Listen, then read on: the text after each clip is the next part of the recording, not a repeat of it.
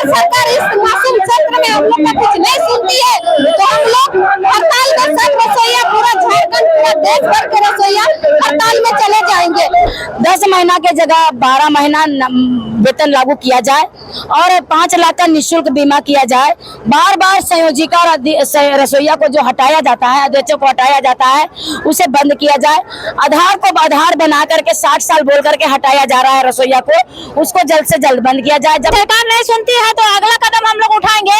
पूरा झारखंड में हम लोग मध्याह्न भोजन बंद करेंगे, क्योंकि इतना दिन से हम लोग 20 साल समय दिए हैं, पूरा जवानी हम स्कूल में बिताए हैं और अब बहुत से दीदी लोग को अभी 60 साल बोल के हटा दिया जा रहा है। 60 साल बोल के हटा रहे हैं। 1,000 रुपया सार्वजनिक पेंशन दे रहे हैं। 1,000 पैसा में हम क्या करेंगे?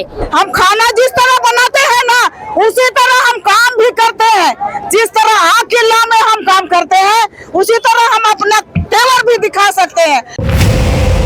झारखंड में विधानसभा मॉनसून सत्र चल रहा है।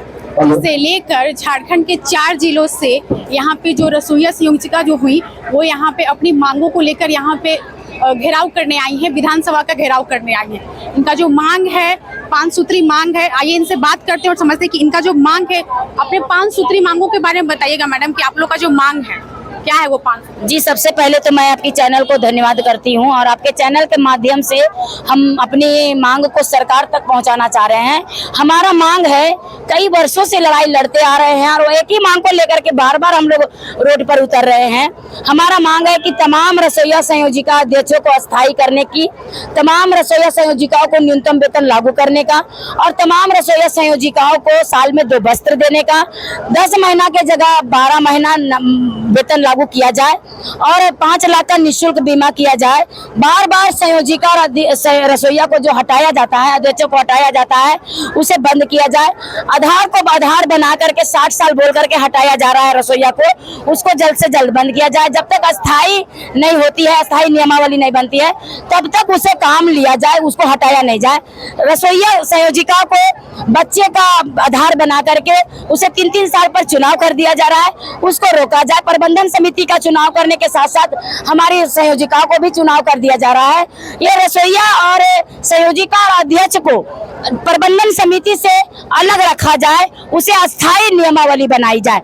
ये मांग को लेकर के हम लोग कई वर्षों से लड़ाई लड़ते आ रहे हैं। आप लोग का जो मांग है ये कब से आप लोग मांग कर रहे हैं अपनी मांग? जी, लगातार हम लोग 2005 से ही ये लड़ाई लड़ते आ रहे हैं, मांग करते आ रहे हैं। सरकार कई सरकार आए बने और सभी सरकार के पास में हमारा मांग पत्र गया है, लेकिन अभी तक उसको लागू नहीं किया है। बीते वर्ष भी हम लोग आंदोलन किए थे ये बजट सत्र में और सरकार के साथ में वार्ता भी हुई थी।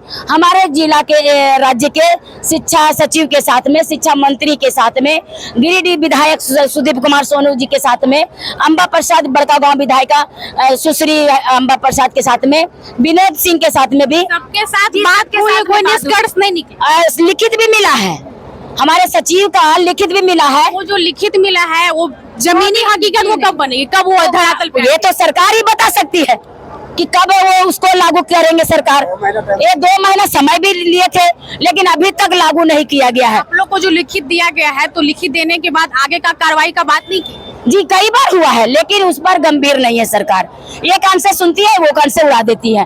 पता नहीं सरकार हमें कह रही है कि सिर्फ सेवा देना, तो क्या मैं पूछना चाहती हूँ सरकार से कि हम लोग जिंदगी भर क्या फ्री सेवा देते रहे? क्या 66 रुपया 66 पैसा में रसोईया को आप खटाते रहेंगे? क्या फ्री में संयोजिका लोग को खटाते रहेंगे? मैं पूछना चाहती हूँ सरकार से कि हम लोग को जो सेवा भाव से काम करने के लिए आप कह रहे हैं, आप खुद क्यों नहीं फ्री में सेवा भाव दे रहे हैं? आप क्यों 80,000 और लाख रुपया वेतन ले रहे हैं? फ्री में आपको भी करना चाहिए, क्योंकि यही तो मुख्यमंत्री है तो उनका तो वेतन रहेगा, तो आप कैसे सवाल? तो फिर हमारे से क्यों फ्री में काम लिया जा रहा है? ये सरासर सरकार हमारे साथ शोषण कर रहे हैं, हमारे गरीबों के साथ में अत्याचार कर रहे हैं। ये अत्याचार और शोषण को सरकार जल्द से जल्द बंद करे। हमारी मांगे जो है वो जायज मांगे है और जायज मांगे सरकार को देनी चाहिए। यहाँ आप बताइएगा, यहाँ जो आप लोग विधानसभा का घेराव करने के लिए पहुंची हुई हैं, तो कितना लगता है सरकार सुनेगी, उनके कान तक आपकी आवाज जाएगी? हम लोग उनके कान तक आवाज पहुंचाने आए हैं। यदि सरकार नहीं सुनती है तो अगला कदम हम लोग उठाएंगे। पूरा झारखंड में हम लोग मध्याह्न भोजन बंद करेंगे, क्योंकि इतना दिन से हम लोग 20 साल समय दिए हैं, पूरा जवानी हम स्कूल में बिताए हैं और अब बहुत से दीदी लोग को अभी 60 साल बोल कर हटा दिया जा रहा है। साल बोल के हटा रहे हैं। 1,000 रुपया सार्वजनिक पेंशन दे रहे हैं। 1,000 पैसा में हम क्या करेंगे? पूरा जवानी स्कूल में बिताए हैं, हम बुढ़ापा में हम क्या करेंगे, क्या खाएंगे? हम सरकार से ही पूछना चाहते हैं कि 7 साल काम करने, 20 साल काम करने के बाद यदि हम बुढ़ापा के लिए कुछ नहीं रखे हैं तो कल के दिन में हमको कौन खिलाएगा खाना? मेरी बहू खाना देगी क्या हमको? लात मार के भगा देगी। जा रहे बुढ़िया आज तक क्या कमाई है, क्या की है बोल के हमको खाना भी नहीं देगी। इसलिए मैं सरकार से मांग करती हूँ कि हमें न्यूनतम वेतन लागू किया जाए और स्थायी किया जाए, और जो नया नियमावली बनाने का बात बोले हैं सरकार, उसको जब तक नहीं बनता है तब तक हमारी रसोईया सहायिका को नहीं हटाया जाए, तब तक के लिए रोक के रखा जाए। यदि हटाया जा रहा है तो उसकी बहू या बेटी को रखा जाए, क्योंकि हम लोग मेहनत करके इतना दिन आए हैं दीदी।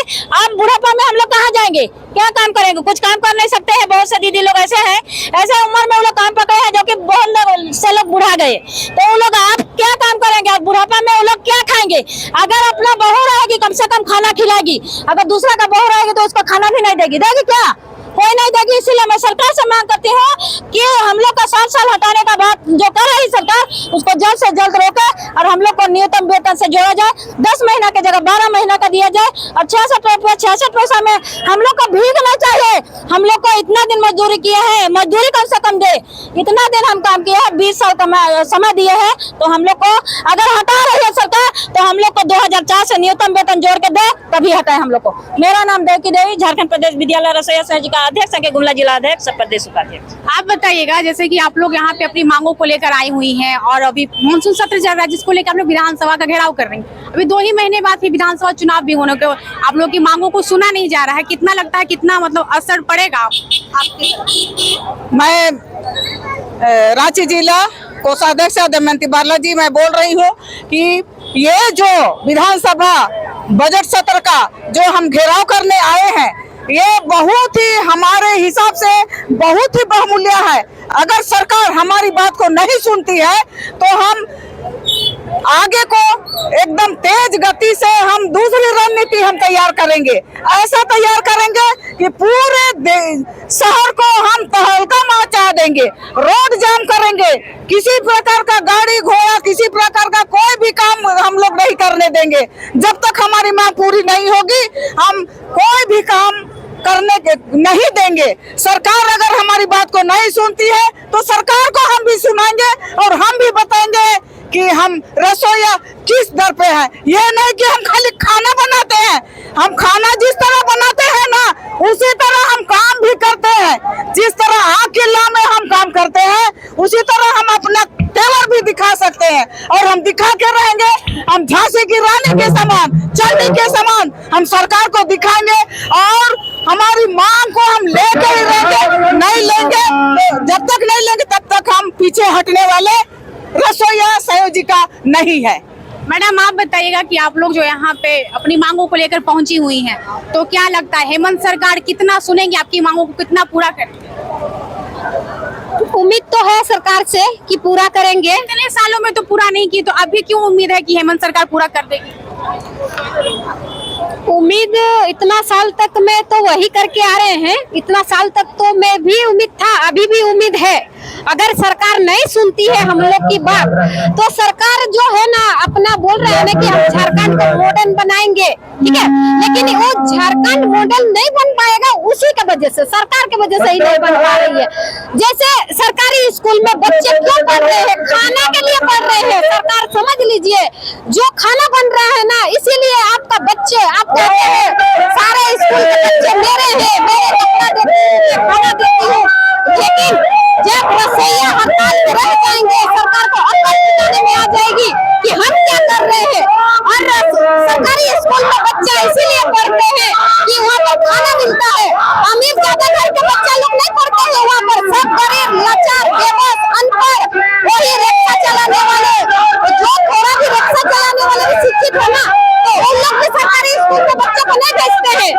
बहुत ही नासमझ लोग सरकारी स्कूल में पढ़ाते हैं। और सरकारी स्कूल सरकार का यही नियम है कि 1 से लेके 8 क्लास तक है, लेकिन उसमें 2 टीचर है, तो बच्चे का भविष्य कैसे बन पा रहा है वहाँ पर। लेकिन सरकार समझिए कि खाना जो बन रहा है ना इसी के वजह से आज झारखंड के सरकारी स्कूल में बच्चे पढ़ रहे हैं। अगर जिस दिन खाना बंद हो जाएगा बच्चा पता नहीं किधर काम करने के लिए बेंगलोर चला जाएगा तो वही कहाँ चल जाएगा, उसका जिम्मेदारी सब सरकार होगी। और हम लोग नहीं चाहते हैं कि गरीब बच्चे को पेट में लात मारे, लेकिन सरकार हम लोग को मजबूर कर रही है लात मारने के लिए। अगर सरकार इस मासूम क्षेत्र में हम लोग का कुछ नहीं सुनती है तो हम लोग हड़ताल में सब रसोइया, पूरा झारखंड, पूरा देश भर के रसोइया हड़ताल में चले जाएंगे। हम लोग सरकार को बस बोलते आ रहे हैं, किए नहीं है, इसीलिए सरकार हम लोग को फायदा उठा रही है। जब हड़ताल में चले जाएंगे तो तब सरकार को अकल के ठिकाने में आएंगे और सारा बर्बादी का जड़ होगा सरकार। जितना भी बच्चे बर्बाद होंगे, सारा जड़ सरकारी बर्बादी का जड़ होगी सरकार। यानी कि आप सरकार को बोल रही हैं कि जो भी होगा उसके पीछे जी हाँ, हम लोग को मजबूर कर रही है। उसमें बहुत गरीब घर के बच्चे पढ़ते हैं, जो रिक्शा भी चलाता है ना, वो 2 पैसा अगर कमा लेता है क्या बच्चों, सरकार बच्चे का नहीं सुन रहे हैं, आपका नहीं सुन रहे, क्या वही बोलना चाहते हैं। हम लोग के पास में तो उसको मतलब मारने का, धमकाने का तो उतना हिम्मत है नहीं। हम लोग वही हिम्मत कर सकते हैं कि जो हम लोग सरकार चुनते हैं, कहीं ना कहीं हम लोग का गलती है कि हम लोग उसको चुने हैं, लेकिन समय आने से उसको बता देंगे कि हम लोग क्या चीज है। और हम लोग को गरीबी, लाचारी, बेबस समझ रही है। ये औरत को कुछ नहीं आता है, बुड़बक है, पढ़ी लिखी नहीं है, अशिक्षित है, इसका फायदा सरकार उठा रही है।